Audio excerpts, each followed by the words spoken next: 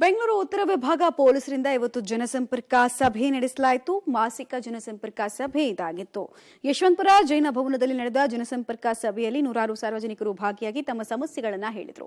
ಈ ವೇಳೆ ಸಭೆಯಲ್ಲಿ ಹಾಜರಿದ್ದ ಹೆಚ್ಚುವರಿ ಪೊಲೀಸ್ ಆಯುಕ್ತ ಸತೀಶ್ ಕುಮಾರ್, ಡಿಸಿಪಿ ಸೈದುಲ್ ಅದಾವತ್ ಸಾರ್ವಜನಿಕರಿಂದ ದೂರನ್ನು ಸ್ವೀಕರಿಸಿ ಸ್ಥಳದಲ್ಲೇ ಪರಿಹಾರವನ್ನು ಕೊಟ್ಟರು. ಪ್ರಮುಖವಾಗಿ ರಸ್ತೆಗಳ ಎರಡೂ ಕಡೆಗಳಲ್ಲಿ ತರಕಾರಿ ವ್ಯಾಪಾರಿಗಳಿಂದ ಉಂಟಾಗ್ತಾ ಇರುವಂತಹ ಟ್ರಾಫಿಕ್ ಸಮಸ್ಯೆ, ಕೆಲ ಕಡೆಗಳಲ್ಲಿ ರಸ್ತೆಯನ್ನ ಬ್ಯಾರಿಕೇಡ್ಗಳ ಮೂಲಕ ರಸ್ತೆ ಕ್ಲೋಸ್ ಮಾಡಿರೋದು, ಶಾಲಾ ಕಾಲೇಜುಗಳ ಬಳಿ ಡ್ರಗ್ಸ್ ಮಾರಾಟ, ವೀಲಿಂಗ್ಗಳ ಬಗ್ಗೆ ದೂರು ಕೇಳಿಬಂದವು. ಇದಕ್ಕೆ ಉತ್ತರ ಕೊಟ್ಟಂತಹ ಹೆಚ್ಚುವರಿ ಪೊಲೀಸ್ ಆಯುಕ್ತ ಸತೀಶ್ ಕುಮಾರ್ ಸಾರ್ವಜನಿಕರು ಹೇಗೆ ದೂರು ನೀಡಬೇಕು, ಅವುಗಳಿಗೆ ಹೇಗೆ ಪರಿಹಾರ ಕಂಡುಕೊಳ್ಬೇಕು ಅನ್ನೋದ್ರ ಬಗ್ಗೆ ತಿಳುವಳಿಕೆಯನ್ನು ನೀಡಿದರು.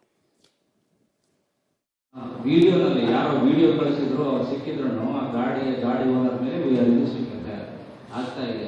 ಅಂಡ್ ಮತ್ತೆ ಯಾರೋ ಟ್ರಾಫಿಕ್ ಪೊಲೀಸ್ ಜೊತೆ ಗಲಾಟೆ ಮಾಡೋದು, ಅಥವಾ ಟ್ರಾಫಿಕ್ ಸಿಗ್ನಲ್ ಫಾಲೋ ಮಾಡದೆ ಹೋಗುದು, ಅಥವಾ ಏನಾದ್ರು ಡ್ಯಾಮೇಜ್ ಮಾಡೋದು, ಅಥವಾ ಏನಾದ್ರು ರೋಡ್ ರೇಜಸ್ ಕೇಸಸ್ ಅಂತ ಹೇಳ್ತೀವಲ್ಲ, ಅಂಥವ್ರ ಮೇಲೆ ರೌಡಿ ಶೀಟರ್ಸ್ ಓಪನ್ ಮಾಡ್ತಾ ಇದ್ದೀವಿ.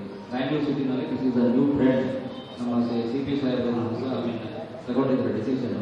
ಸೊ ಯಾರಾದರೂ ಎಸ್ಪೆಷಲಿ ಯೂತ್ ಯಾರು ಕೂತ್ಕೊಂಡಿದ್ರೆ ಅವ್ರನ್ನ ಗಮನಕ್ಕೆ ಇದ್ರು, ಡೋಂಟ್ ಫೀಲ್ ದಟ್ 5 ನಿಮಿಷ ನಾವೇನೋ ಮಾಡಿದೀವಿ, ಏನೋ ಆಗುದಿಲ್ಲ ಅಂತ ಹೇಳ್ಕೋಬೇಕು. ಡ್ರಗ್ಸ್ ಅಂತ ಇನ್ಕ್ಲೂಡ್ಸ್ ಸ್ಮೋಕಿಂಗ್, ಅದು ಸೇರಿದೆ. ನಾವು ಸ್ಮೋಕಿಂಗ್ ಇರಲಿ, ಆಲ್ಕೋಹಾಲ್ ಇರಲಿ, ಎಲ್ಲ ಒಂದಿಂದ ಒಂದು ಶುರುವಾಗಿದೆ. ಅದು ಡ್ರಗ್ಸ್ ಅಂತ ಹೋಗ್ಬೋದು. ಸೊ ನಾವು ಅವೇರ್ನೆಸ್ ಮಾಡ್ತಾ ಇದ್ದೀವಿ, ಅರಿವು ಮೂಡಿಸ್ತಾ ಇದ್ದೀವಿ.